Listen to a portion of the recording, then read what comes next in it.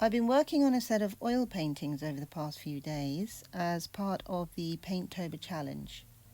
And Paintober is ongoing during the month of October. And if you don't know what Paintober is, it's related to the idea of Inktober, which is a challenge to paint or draw something every day. With Inktober, it's more about drawing, I feel, but Paintober is obviously in the name, it's about paintings.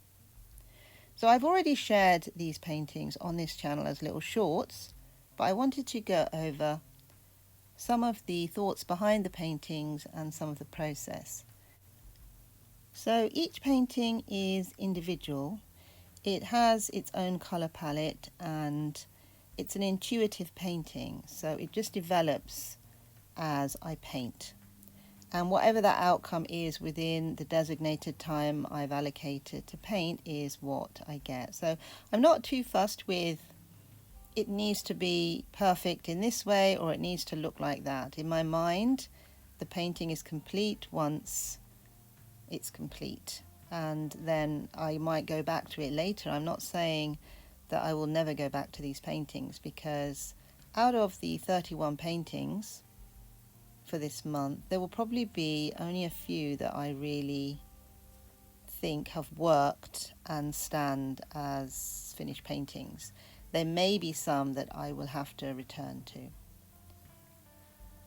I like to layer paintings, so all of these paintings have begun with an underlayer. And that still doesn't mean that the painting might end up, like I said previously, being finished by the end of the month. Just because I finished it within the time I gave it on the day doesn't mean I'm never going to go back to it. But some paintings like this one, Fern, for instance, which is the colour Fern, which is a greeny colour, I like it how it stands, so I probably won't go back to this painting. I think this painting has worked really well for me. And I like the way that I have some balance and some tonal contrasts within the painting. I do like to analyse the paintings. I put them on the wall after I've painted them, and I think to myself, does this work for me? When I look at it, does this work? Does it work composition wise? Does it work colour wise? And if any of those things are off, then I will return to it and do something more. But that doesn't mean that someone else might not think it's finished, because one person's finished painting might well be the other person's I need to do more to it. So it's a very personal thing, I feel, with finishing a painting. And I often get this question from people: how do you know when a painting is finished? And you can just carry on for years and years with one painting, and there has been times where I have returned to a painting on more than one occasion. But what I find is when you return after a certain period of time, the painting will change quite drastically. However, when you're trying to paint in one or two sittings, or when you have a thread of painting on that painting every single day, then you will achieve that finished outcome with whatever you've put down in those days. So there is a thread that connects paintings, and if you lose the thread, then the painting does become quite different. And I think it's because you evolve as well as a person as you go along. Even within the space of a few days, you can evolve, and therefore the painting will evolve with you. But when you leave it for a number of weeks or months even, and you return to it, then you are a different person. So you approach that painting differently. Obviously, these are my opinions. There might be some scientific facts behind them somewhere. If anyone can find any, please do let me know and pop it down in the comments. So most of my paintings are abstract and abstract landscape, and I like to call them abstract landscape. For instance, this painting, Bark, and if I didn't say it at the beginning, although I have said it previously on the channel, all the paintings have colour prompts. So the prompt for this one was bark, and you'd think, oh, I'd make a tree or a dog or something, but actually I just used the colour that I felt emphasised bark mostly to me and added that to the painting. And I think it works for me in the sense that I have added the colour. Whether that colour would remain at the end of the painting is questionable. You know, it might be that you wouldn't even see that colour. In this painting you will, because once finished that dark brown did remain. And the thing is, bark is quite a few different colours, to be honest with you, different shades of brown and also silver and etc., depending on tree.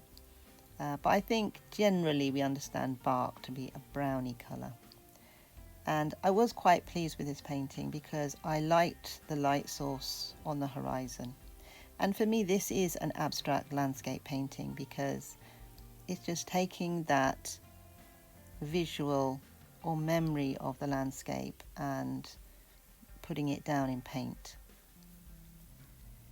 In terms of painting ethos, I feel I fall into the category of Gerhard Richter, one of my favourite artists actually as well. But he said that he's a painter and he just paints, and I feel that's me. I paint because I just want to paint, and I will paint anything that I want to paint, and that's pretty much it. So this is why my paintings tend to be intuitive. It's just me messing around with the paint and applying it is as somewhat of a conduit for memory and landscape and space. And I think the things that people experience, like the human experience, I think it just comes out in paintings because visually we recognize things or we understand things that we see. And when you look at an abstract painting, it takes a while for you to see something in there because it's not overtly evident. And perhaps what you see might not even be what I see in one of my paintings, but you will see something that aligns with a feeling, a memory, an emotion, or an experience even. And I think that's that to me is an important thing with the paintings. Painting for me is a really fun experience, and I do enjoy Paintober because of that, because of the fun of painting something every day.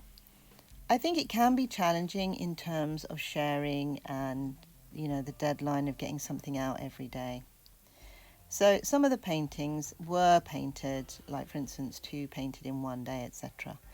But I don't think that matters. I think the point that you're sharing a daily painting is to inspire other people, to inspire artists to paint every day or to share their artwork. And I think I've done that here. I've, you know, painted and shared the artworks every day, and I think that's fine. Some paintings are more abstract and some landscape. So for instance, this painting, quite an abstract painting, I feel, whereas the previous one that you were just looking at, quite landscapey looking. And whether or not, like I said, these remain, we will find out after Paintober. So I'm going to do a rundown of all the paintings after Paintober and look at which ones I really liked, which ones I would take further and display and exhibit, and which ones I would work on some more. So we'll see that evaluation process probably in November at some point. I also feel that you could take any of the paintings and do a whole collection in that vein. So you could take one of the ideas, like for instance this is more of a shape, and do a whole bunch with that. Right, so going forward, please do go to my website if you are interested in any of my work. I will be back next week with a mini vlog again, talking about the next 7 days of paintings, and that will take us to day 30, and day 31 will be shared the following week in November, and that painting is going to be the last painting of Paintober, which will probably be something multicolored. So there is a question mark against the color prompt for that one. But I'm already thinking that should really be a multicolored painting. So let's see what happens with that one. But I had lots of fun over the past 7 days, including today, painting up a bunch of really lovely little oil paintings. And at this point, I'm pretty pleased with all of them. They've all got different color prompt names, which I haven't really advertised here in the vlog, but if you go back to the shorts, they all have their names up. So for instance, this one was wheat, and we had bark, which I showed you previously. That last one was rust with the red. And anyway, I'm not going to go through the whole list here because I don't think it really matters. And to be fair, the names may change later anyway, so when I choose some paintings to keep, I may change the names to more appropriate names. I can already think of other names for some of these paintings.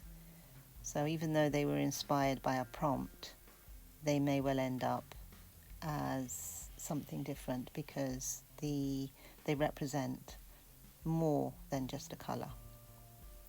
So I hope you all had fun with this vlog, and I will see you next week. Signing off for now.